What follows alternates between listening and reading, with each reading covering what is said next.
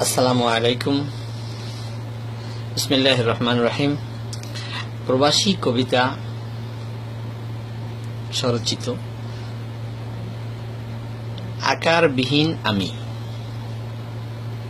মোহাম্মদ ফারুক আহমেদ।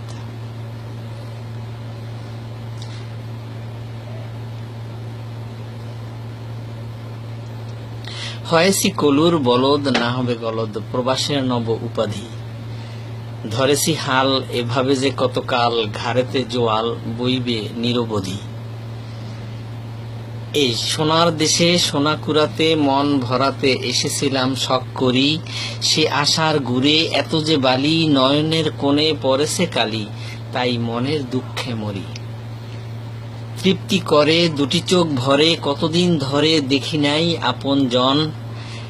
নেশার দেশে মনের পিপাসে হায় হুতাশে কাটে সর্বক্ষণ।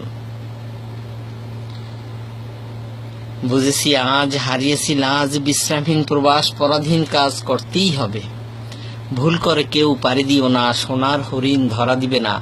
আলাদিনের প্রদীপ অনেক আগে গেছে নিভে। তাই সুখের প্রদীপ জ্বালাতে গিয়ে জীবনের প্রদীপ নিভে যায়।